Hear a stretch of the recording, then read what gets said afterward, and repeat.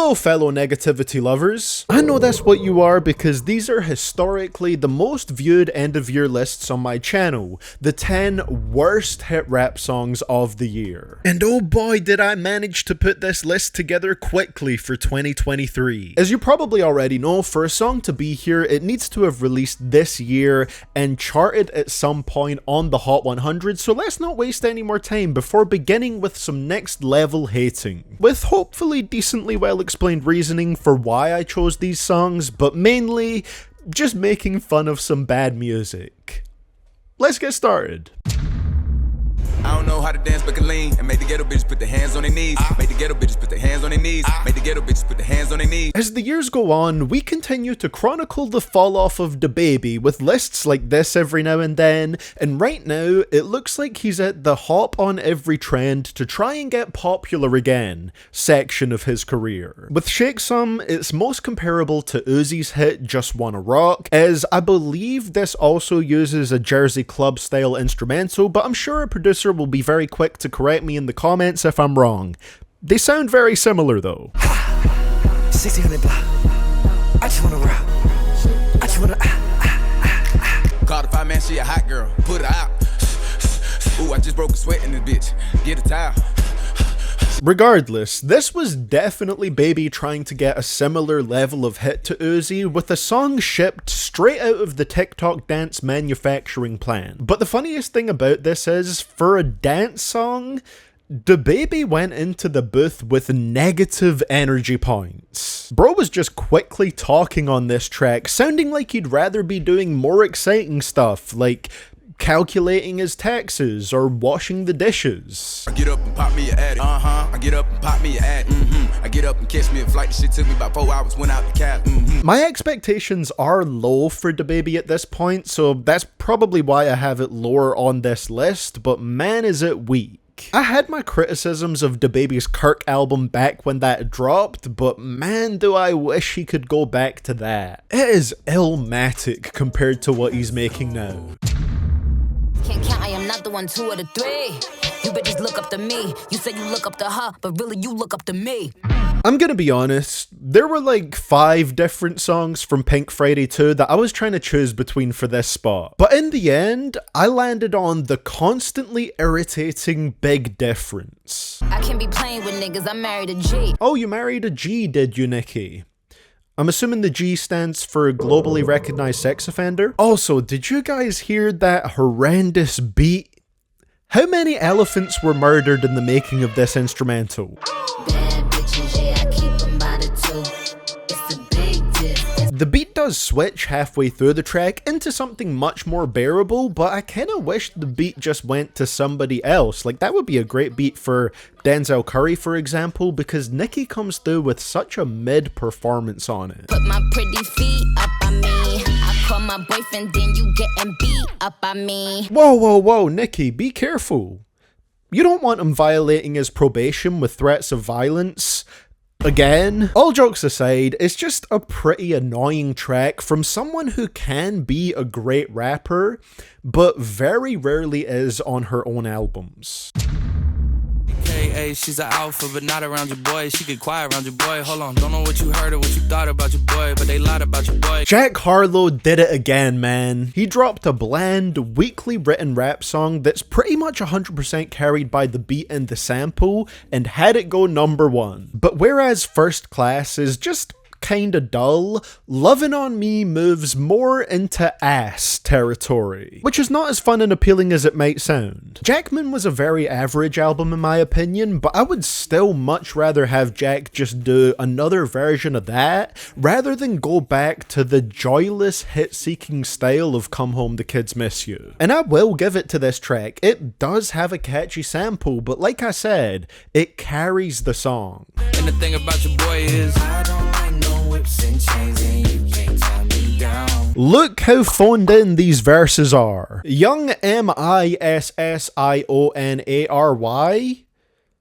That's your nickname? You'll also notice if we switch back to verse 1, it uses that very exciting technique of ending over half the lines with the same phrase. I miss when Jack's music used to actually be fun, man. Loose and Confetti are nice projects, but his music has just been so boring for the past few years. Also, I've never fully agreed with the Drake comparisons for Jack Harlow before, but the drums on this track give off such a similar feeling to the drums on The Motto by Drake that I can't help but point it out. This is the Motto vanilla version.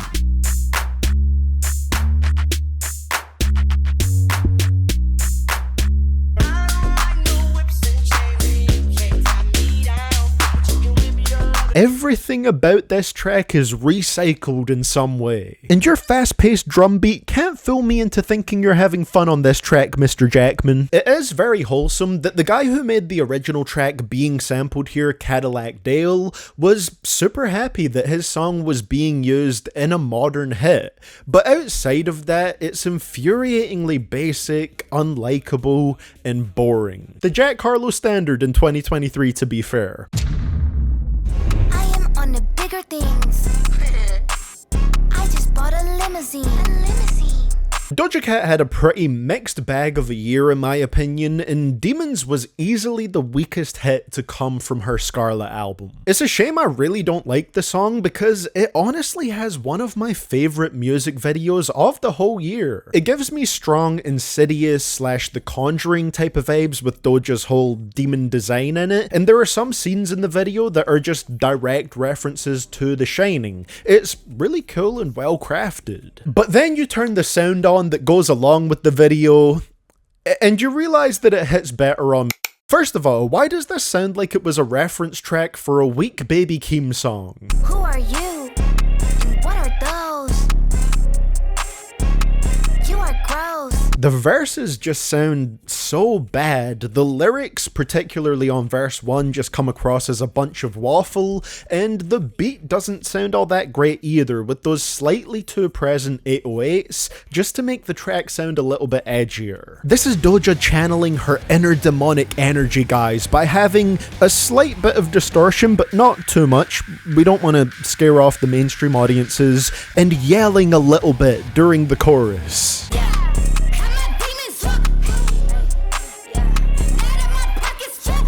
It's one of those Doja tracks this year that just feels too weighed down by bitterness and sarcasm, because the second verse in particular is just all about the social media criticisms of her and her music. It's just not very fun to listen to. Looking for the hoochie daddy. Where they at? Where the niggas that get ratchet? Where they at? My son need a new pappy. Okay, the first thing I gotta talk about right here with this one.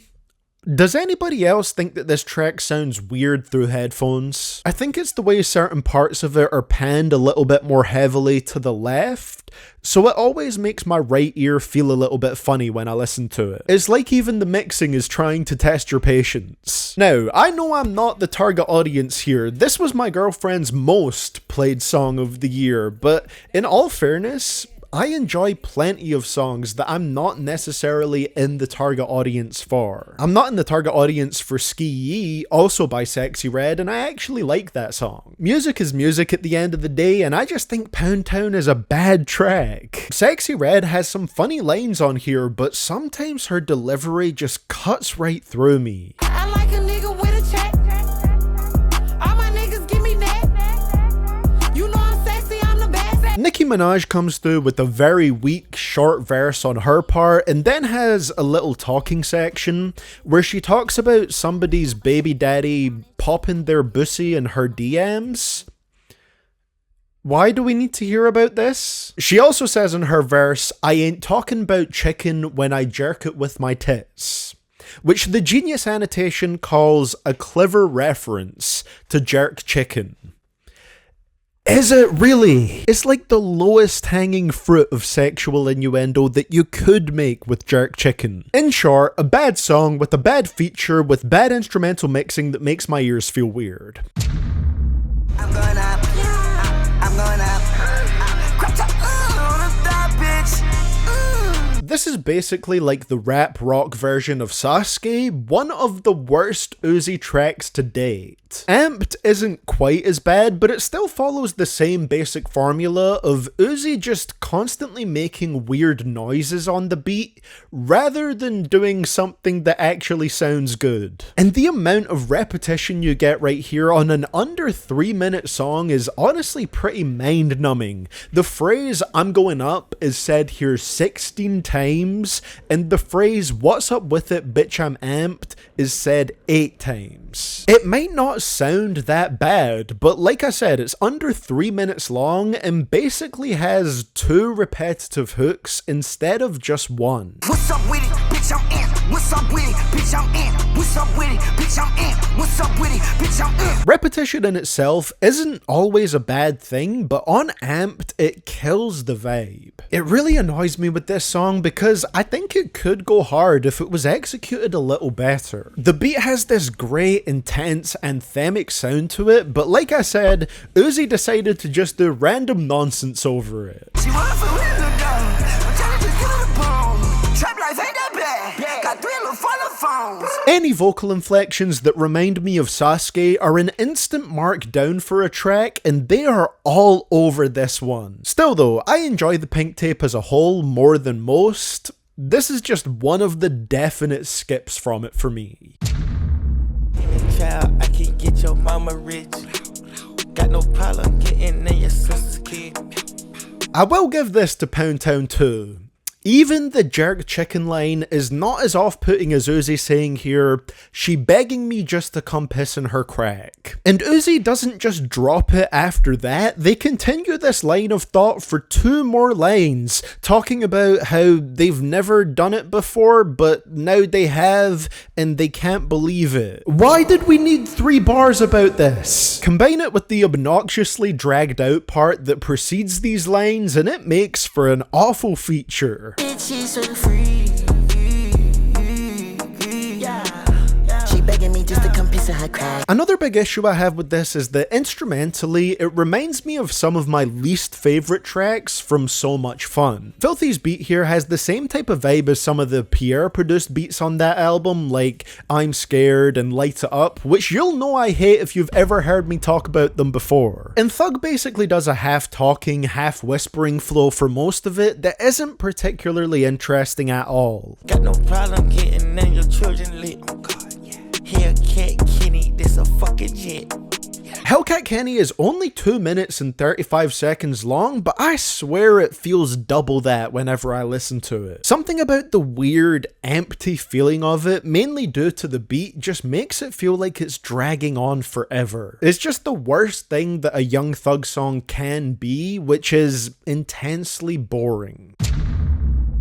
4, 3, 2, 1, lift off. Honey, I'm home. Shoes getting kicked off. Every time I turn around, a bitch pissed off. Now look, I love WAP, the song and the real thing, but this was possibly the worst attempt to recreate the hype and popularity of that song. Megan is one of my favorite women in the rap game when she's in top form. Cardi less so, but she can still be really good when she wants to be, but unfortunately, that's just not what we get here. Megan still raps fairly well on it, but I just can't focus on it with how maddening the production is. Clean over ice, got the real meat pies. I be feeling like my ass, like these jeans when they tight, and the way they watch me need to be monetized. It tries to do the same thing as WAP, with a constant vocal sample playing throughout the beat, but the bong, bong, bong, bong vocal clip here is way more irritating and distracting than the actually catchy "There's Some Hoes in This House" sample in WAP.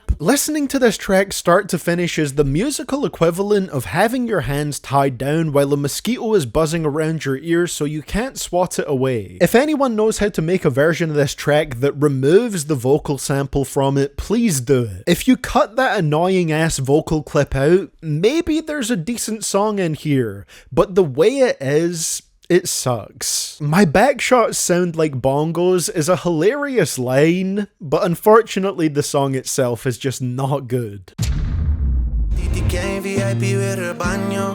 Baby, my this is from Casablanca. Me gusta su sonrisa. So nasty, you really wanna want. How you so flashy, you really wanna want. If you told me that Drake would manage to release worse songs than Search and Rescue in 2023, I mean, I'd believe you, but I'd still be annoyed by it. And much like the number 2 spot on my best hit rap songs of the year list, I couldn't pick just one track here, so we have a two-way tie. Let's start with Gently, a shockingly bad Latin rap style track featuring Bad Bunny. Even the comments on Genius underneath this song think that it's awful. And you have to understand, the reason why I'm bringing that up is because you never usually see more insane dick riding than in the Genius comments. That's a testament to how bad this track truly is. You have Drake singing in this weird forced accent about Sopranos and Italianos. Then we get a beat switch with a faster paced drum beat coming in, but somehow the track still manages to remain intensely dull. And this is coming from someone who generally likes what I've heard from Bad Bunny so far, but he just sounds dead on here. Me puse bellaco cuando la escuché decirme papi entró la porche. Fuck mommy, holy shit. It's awful, but so is the song that it's tied with, Calling for You. Where do I start with this one? You've got Drake's horrendous sounding high-pitched style delivery that comes out of nowhere with those tss ad-libs in between it. Sweet car, you my honey bun. I know your nigga was a bum. Fuck on the court, he had some fun. You've got the fact that this song is split into two halves by an annoying ass near 90-second long skit by some insufferable lady with the worst subgenre of the Toronto accent possible, complaining about the horrors of flying in economy, on a flight that someone else paid for, by the way, and having a chef cook the same meal for you every day that makes you just want to bounce your head off of a wall until you cease to hear anything. You said there was no first class, so we're sitting in economy. I get up on that plane, I see so many seats in first class. I sat in the back of the plane. Fucking crazy. And the fact that the only alright section of the track is after that skit. 21 is fine here, but not worth sitting through a whiny ass skit. It makes the replay value of the track non-existent. I like blue faces, so I took his baby. Fuck blue face, I had to find a new bae. Yeah. Just like my best hit rap song of the year was sent in to me during one of my paid request streams on this channel, so was my worst hit rap song of the year, this time by my viewer, The Archive. I promise it wasn't set up this way just to promote the streams, I just generally get sent really fantastic or really terrible music on those streams. And this track is a special type of bad. It managed to make it to the #1 spot on this list in under 2 minutes. I will start by acknowledging that, yes, what Mabu is doing is clearly intended to an extent to be ironic and comedic. He's a white kid with parents who are worth tens of millions of dollars, making songs with titles like Trip to the Hood, which is all about him visiting the hood so that he can, and I quote, make it out. At least with that one, there is kind of a punchline, and I guess he's kind of making fun of himself a little bit with it, but the main problem is that 9 times out of 10, his music just isn't very entertaining or funny. Which brings me to Mabu's Blueface diss track, Mr. Take Your Bitch, featuring Blueface's baby mama, Chrissy and Rock. Gave birth to my kid, but I hate his father. I used to fuck with blues, now I fuck with ones. First off, it loses major points for being another reminder of Blueface and Chrissy and Rock's relationship issues, which are genuinely concerning and not just some joke. Not to be the party pooper here and make everything all serious, but this is literally a song that capitalizes on an openly abusive relationship because haha, funny song. Outside of that, it also has some of the most disgusting lyrics that I've heard all year, like when Christian says, "This that newborn pussy make my water break," because she gave birth this year. And there's really no sense of humor to Mabu's parts on this track. If he's meant to be a kind of ironic, comedic type of rapper, to put it bluntly, He's kind of terrible at it.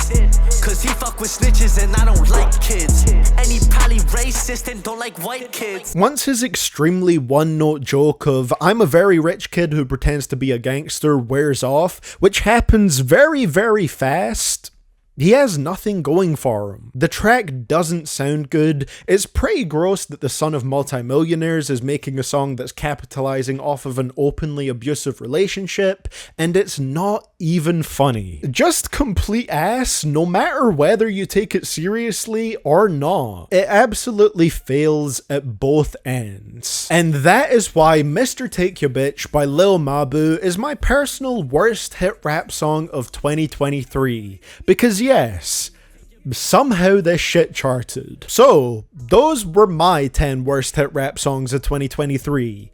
What were yours? Let me know down in the comments below. Thank you for watching. If you enjoyed this video and would like to see more content from this beautiful man right here, then you can click here on the screen to check out my end of year playlist to see how this year is stacking up so far against all the other ones that I've covered. Much love to all my channel members and Patreon supporters over here, with a special shout out to my biggest supporters, and those are Griffin Upchurch, I Am Regent, KWG13270, Lucas1123, and Not Vimpan. See you guys on the album lists in January.